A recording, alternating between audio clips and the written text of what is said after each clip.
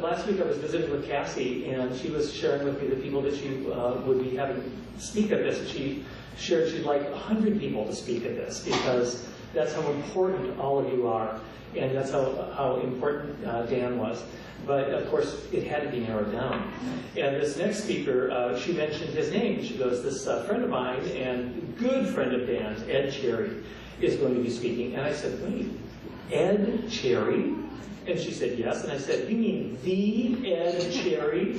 And she said, yes. I said, you mean the coach, Ed Cherry? And she said, yes, yes. Do you know him? And I said, yes.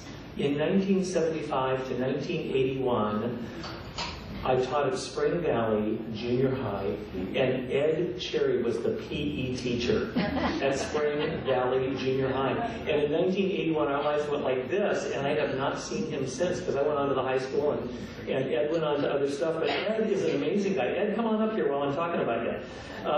Ed has this thing. It's a 501c3 called Operation Encouragement, and it's raising scholarship money for kids. And he's raised lots of money in this, and I think he and Dan were probably co-conspirators in a lot of this stuff. So Ed, come on up here and share with us. Hey, there's some great speakers out here today. I wish I was the first one speaking, not to follow these outstanding speakers today. I look at life a little different than most people. I probably call a modern-day drifter. I think a little bit outside the box in a circle. And I do things a little bit different. And it takes people a while to get to know me and understand me. But Dan got me. We talked maybe 120 times at breakfast over coffee. And he said, Ed, you're open, and I understand. And I understood you. And before somebody can understand you, you have to be open, transparent, no hidden agenda with him. A little bit of fun, and a little bit of spontaneity. Dan loved that when we had breakfast and coffee, and it worked out well. And Dan would always say, you are the perfect Ed Cherry. He says, you might have a flaw, but you are who you're supposed to be.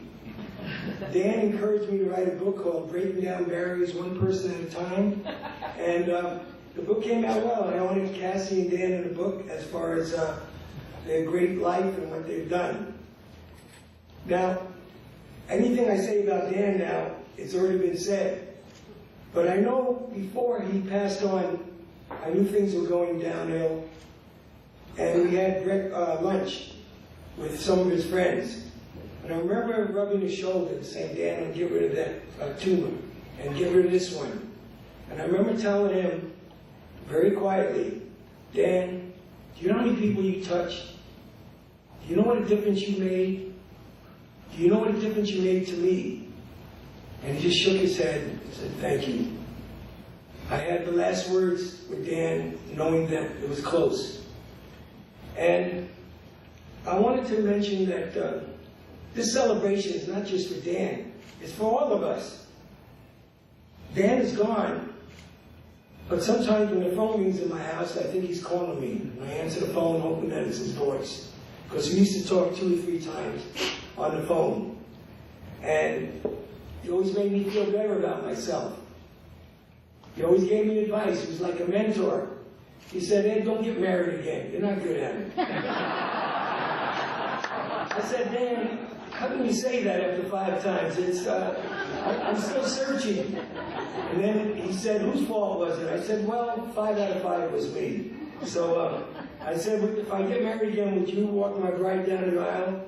And he said, no, I'll catch the next one.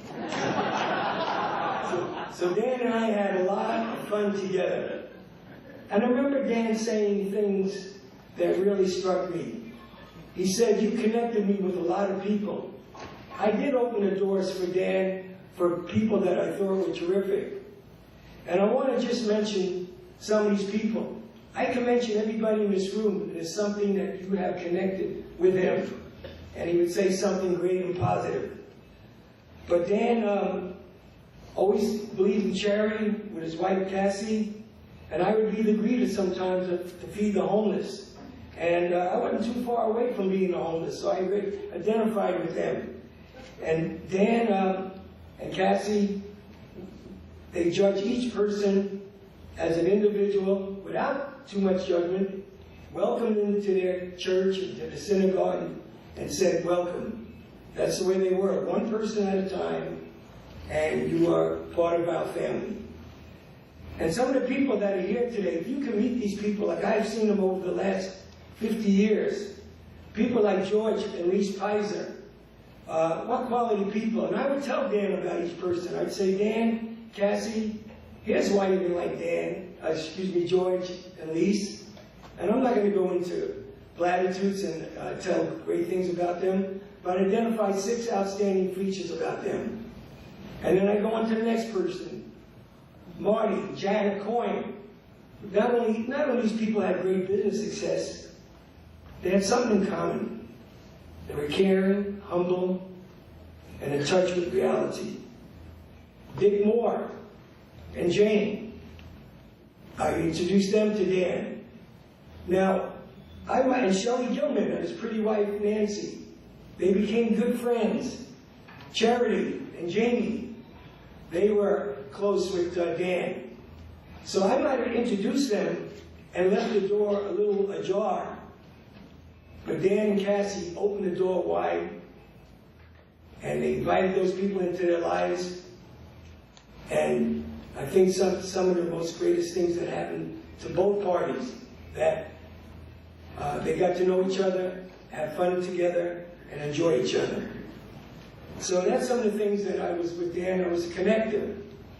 And Dan and I used to go to coffee shops, and Dan was a lot better at me talking to people, but I would get him started. We'd talk to the guy or girl next table, make him laugh, and he enjoyed that. We enjoyed 6 a.m. coffees. That's when all that caffeine was kicking in, and the energy passed on to other people. Now, Dan would open up to me. He would tell me things that he wouldn't tell other people, maybe he did. He always told me about his great love for Cassie, which has been well identified. He told me about Ed Benjamin, who came here from Florida, what a close brother he was. And Ed, he respected Ed because of his family, Joey and Adam and Celise, and his grandkids, Aiden and Emma. He always thought that these were terrific people, and he admired Ed for being a great family man. So we talked about family, we talked about people, we talked about life. He encouraged me to write a book. The book's not on the bestseller list, but they only on in the top 10. I'm number 11. It's going to knock on the door pretty soon. Now, Dan would also talk about his family, which has been well identified. He talked about Alan and Mark and Jill and John, Jill's husband. He would tell me things that were it brought joy to his mouth and his eyes. He would talk about Cassie's family, Nandra, the daughter, David, the son, and how great they were. He didn't do that at first, but as time unfolded, he developed a closeness with them. He talked about Lauren, the granddaughter, and her 2 children. Talked about DJ, the person everybody loves. Talked about Glenn, her ex-husband, what a great guy he was, Cassie's ex-husband. He just loved her family, more so later than earlier. He developed a fondness, an understanding, and understood them. So he talked a lot about his families to me. Talked about Cassie's sister, Annie and Rebecca, what great people they were. So, and one person that's special, probably my special person, is a great human being, Willie White. I like Willie because he's a character, he's accepting, he's caring, he's loving, and he's real and authentic. Nothing synthetic about him. Dan didn't like hidden agendas. You better be upfront with Dan. Even if you had flaws, you better tell him about it before he found out about it. It was called preemptive bonding. Now, I'd like Cassie to come up here, please, for a second. Cassie, would you come up here?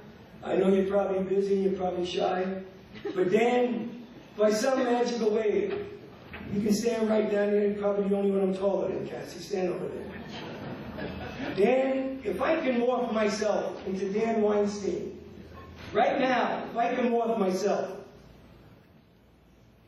and Dan talked to me the last couple of days, we used to visit Leia Revelo, Carl Hutzler. We visited Dan, Cassie, Rudy, Colleen, great people, unbelievable people, make life worth living. So Cassie, this is Dan talking through my lips. He said, I loved you when I met you. I'm sorry we didn't get married till about 8 months. We got a little delayed. But Cassie, you gave me loyalty. You gave me trust. You were my partner. You were my soulmate. You introduced me to the family. You showed me how charity works. You took my family and your family and brought them together as one. Yes, you did. And Cassie, the greatest love you gave me, when I was sick, you embraced me. You showered with me. You gave me hope. You made the last 2 months of my life meaningful. You ushered me into another world. And I can never and will never forget what you have done for me, Cassie. Your love was greater at the end. And I think it was just so lucky to have you in my life. That's what Dan said to you.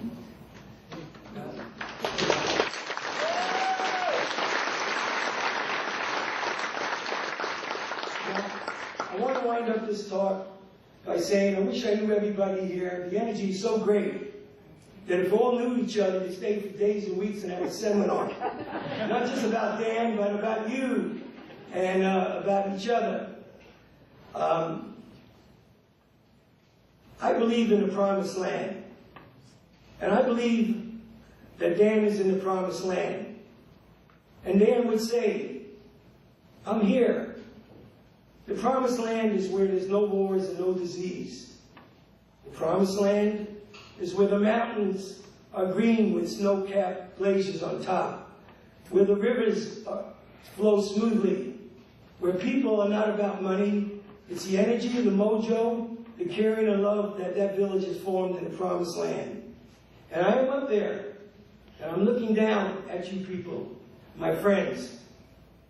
And he would say, don't be afraid of death, because when you go to the promised land, I'll be there to greet you.